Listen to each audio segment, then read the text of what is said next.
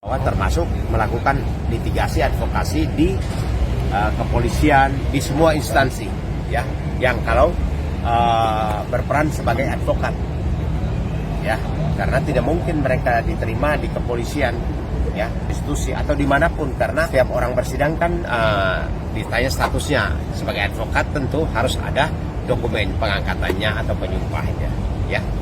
Jadi tadi kita dengar sendiri dari Jubir Mahkamah Agung mengumumkan melalui wartawan bahwa mereka dinyatakan pembekuan permanen. Ya, oke. Bang, satu lagi, apakah pemecatan ini mengakibatkan salah satunya ada tekanan dari masyarakat? Oh, bukan tekanan. Ini begini ya. Dalam pertimbangan surat kami dalam rekomendasi itu karena pertama, perilaku dia itu tidak sesuai dengan undang-undang.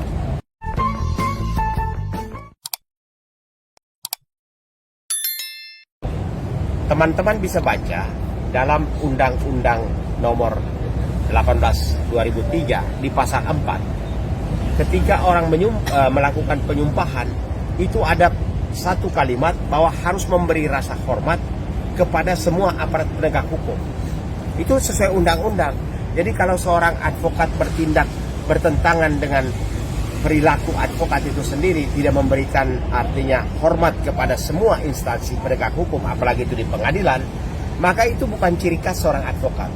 Ciri khas advokat itu berbeda pendapat, berdebat, dan boleh menyampaikan dengan cara yang benar atau santun. Atau kalau misalnya tidak puas, ada saluran-saluran yang bisa dilakukan. Gitu. Jadi ada mekanismenya untuk menyampaikan keberatan, protes atau apapun. Ya toh? Jadi setiap orang yang menyampaikan keberatan, ya ada salurannya. Sehingga dalam lafal sumpah yang dilakukan setiap advokat di pengadilan tinggi itu, di alinea ketiga itu berbunyi harus memberikan ya hormat kepada aparat penegak hukum, sesama penegak hukum. Itu ada itu. Jadi dengan cara dia melakukan itu kan sudah melanggar sumpah itu sendiri.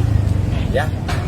Begitu. Terus bagi OA sendiri, ini sebenarnya alasannya apa? Apakah hanya dari DPD aja ataukah ada? Begini, ini kan sudah meresahkan. Perbuatan dia ini kan sudah meresahkan ya. Pertama, meresahkan masyarakat. Masyarakat akan menilai negatif bahwa itulah profesi advokat, apakah seperti itu. Kedua, semua DPD di Kongres Advokat Indonesia merasa terganggu bahwa dengan satu orang ini sudah sangat merugikan. Jadi maka ketika acara kongres di Bandung sebenarnya tidak diagendakan, tapi karena keresahan itu cukup terasa, maka diadakan rapat khusus untuk membahas mengenai perbuatan saudara Firdaus ini, sehingga diputuskan bahwa dia melanggar anggaran dasar dan harus diberhentikan. Bang, mau tanya dong, terkait yang kisruh kemarin di PN itu kan Bang Ran itu kan dia kan bertindak itu berdasarkan apa yang dia nggak suka ya itu ya untuk argumennya. Kok bisa sampai sefatal itu dicabut bahasa juga tuh? Loh iya, karena perbuatan kan tidak menunjukkan perilaku seorang advokat di ruang sidang. Bagaimana seorang advokat, meja yang tempat kita gunakan untuk bersidang, dia injak-injak. Lalu dengan keterangan saya ahli kungfu, lalu belakangan dia bilang saya tidak tahu siapa angkat kaki saya taruh di atas. Keterangannya kan berubah-ubah. Dan bukan hanya naik, tapi mondar-mandir kan. Itu kan artinya dia tidak menghormati tempat itu.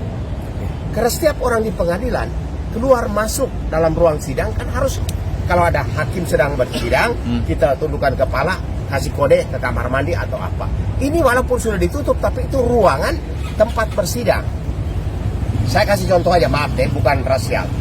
Anda masuk ke tempat ibadah, Anda tidak buka sepatu. Kasus kan? Tidak harus dibicarakan. Anda masuk ke rumah ibadah yang kita sucikan, injak-injak situ dengan sepatu, tentu protes loh. Nah ini ciri khas bukan seperti itu. Maka ini sudah merugikan advokat. Jadi kita kasih analogi aja, tempat ibadah, orang masuk tidak buka sepatu, tentu orang akan protes. Ini di ruang sidang dia naik injak-injak. Nah ini contohnya ya. Nah Bang, itu kan tadi yang Abang jelaskan terkait aksinya Bang Firdaus ya. Lantas bagaimana dengan aksinya Bang Rasman yang gebrak-gebrak meja hakim. Sama, apalagi dia teriakin hakim-hakim itu koruptor, koruptor, koruptor. Ini kan urusan lain. Setiap orang pasti punya masalah, tapi tidak boleh digeneralisir. Semua profesi ada catatnya. Entah maaf nih, hakim, jaksa, pengacara, tapi semua orang dituding koruptor, koruptor. Kan nggak boleh dong. Semua ada mekanisme, katakanlah dia sebut Jarod koruptor atau putusan hakim di Surabaya koruptor. Semua kan ada mekanismenya, pertanggungjawabannya kan pribadi. Tidak boleh digeneralisir semua hakim, semua jaksa, semua pengacara. Tergantung kepada masing-masing. Ya. Obat itu juga bisa dikatakan itu fatal Bang ya dalam. Fatal dong, dia tuding hakim koruptor, hakim koruptor. Lah, hakim yang bersidang itu dia masalah apa? Tidak ada masalah kan? Katakanlah ada 1-2 hakim, ya, seperti di Surabaya. Itu kan dia sudah diberikan apa? Proses hukum, pertanggungjawabannya sudah dijalanin. Kenapa dia menyamaratakan semua hakim? Ya, itu kan nggak boleh, ya. Dan bahkan juga kemarin juga kabarnya kan dia sampai mau ngajuin ke Komisi 3 DPR ya terkait bantahan yang contempt of court itu. Gimana Bang tanggapan Abang? Ya silakan saja, silakan saja.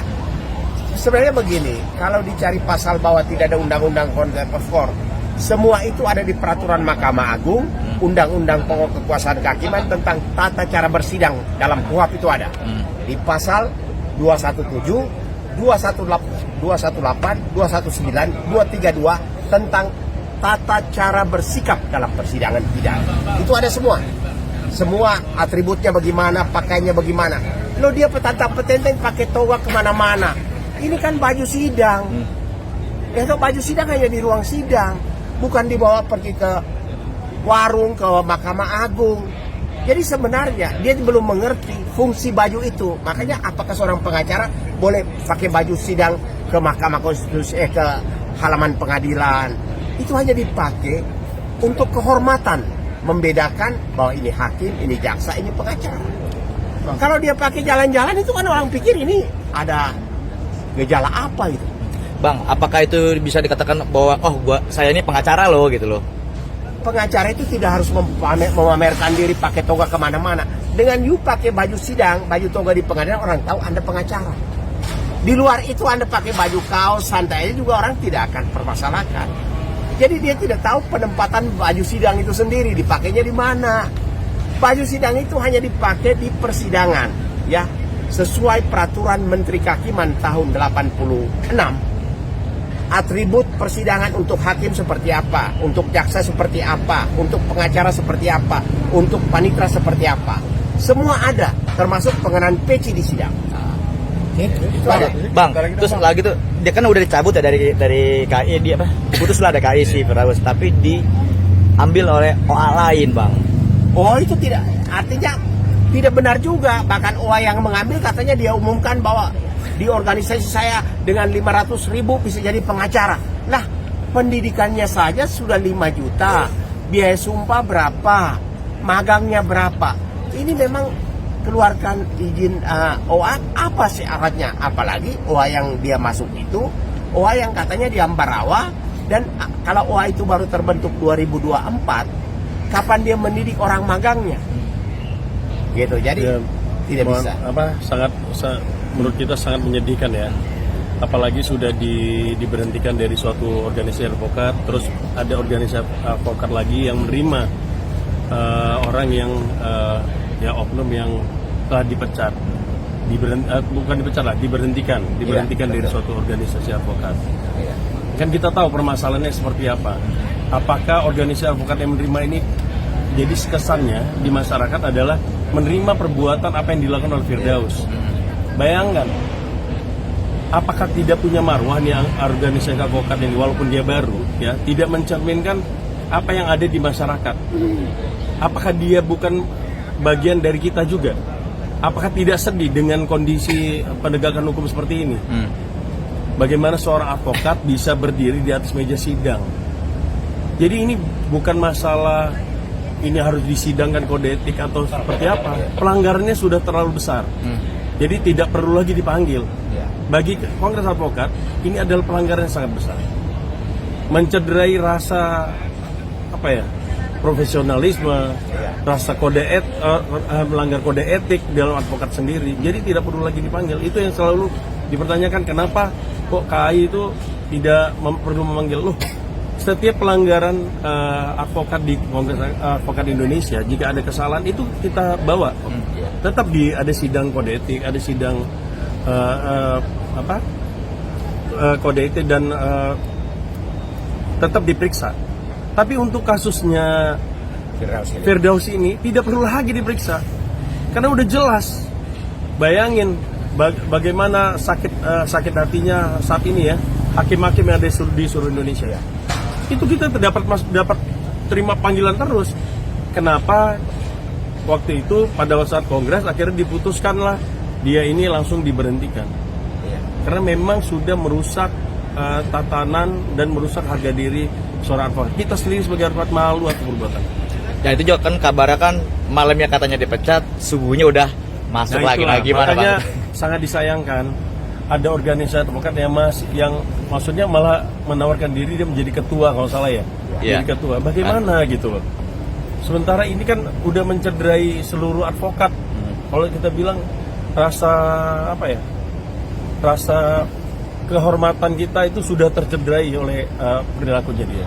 Nah, Bang Petrus kembali. Bang, mau tanya dong, ada nggak sih Bang standarisasi untuk ngebangun OA Bang? Tidak ada regulasi. Maksudnya standarisasi berapa tahun bisa kebentuk itu?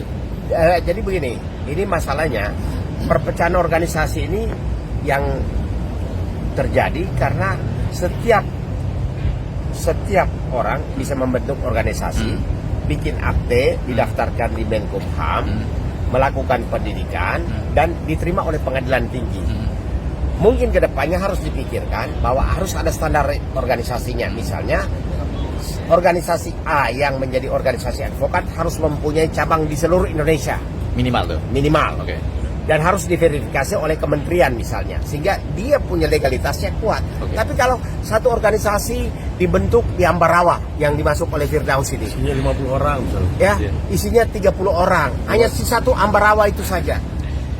Lalu menjadi advokat lewat organisasi dia 500.000, mana bisa begitu? Jadi kedepannya pemerintah harus ambil alih bahwa harus ada regulasi untuk menjadi organisasi yang menyelenggarakan pendidikan, pelantikan, penyumpahan. Misalnya dia harus memiliki cabang di seluruh provinsi. Ya, lalu pengurus minimal sudah berpraktek di atas 20 tahun. Tapi kalau yang baru keluar mau bikin organisasi, dia rekrut menjadi lahan dia untuk ujian-ujian. Itu kan tidak benar. Makanya contoh seperti yang ini, satu keluar ditampung padahal dengan dikatakan dengan modal 500 jadi pengacara. Nah itu kan baru Bang, berarti bisa katakan juga nggak sah dong. Ya kita belum tahu di Menteri Hukum dan HAM pendaftarannya seperti apa, apakah dia sudah pernah mengusulkan penyumpahan, itu juga belum tahu.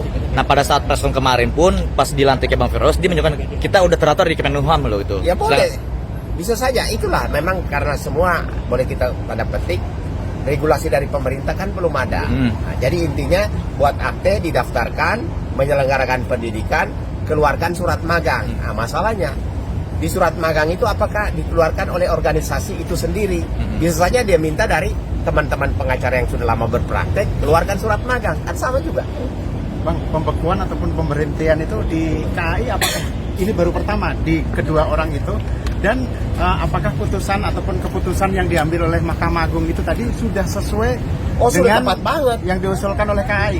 Itu sudah sesuai usulan kita. Dia lupa kalau dia pikir dengan diberhentikan dari KAI dia bisa lompat. Dia lupa bahwa yang mengajukan penyumpahannya itu adalah Kongres Advokat Indonesia. Makanya kita kemarin sudah sampaikan bahwa kita segera mengajukan surat ke Mahkamah rekomendasi ke Mahkamah Agung untuk pencabutan berita acara sumpah. Ini baru pertama kali terjadi? Enggak, kalau rekomendasi memang baru kali ini. Ya, Udah ya? udah. Oke. Bang, kalau kasus-kasus yang masih berlanjut itu yang dipegang atau gimana Bang? Ya tergantung klien lah, klien dia kan. Kliennya mau pakai dia atau tidak. Tapi kalau klien mau pakai dia kan tidak bisa jalan lagi toh. Ya artinya klien mengundurkan diri toh. Ya toh, karena dia mau ke polisi juga nggak bisa, ke pengadilan juga nggak bisa kan. Ya karena setiap orang yang datang ke polisi untuk pendampingan kan, Anda advokat, kalau bukan advokat kan di luar. Ya. Oke Bang, Ya, oke. terima kasih. Ya oke.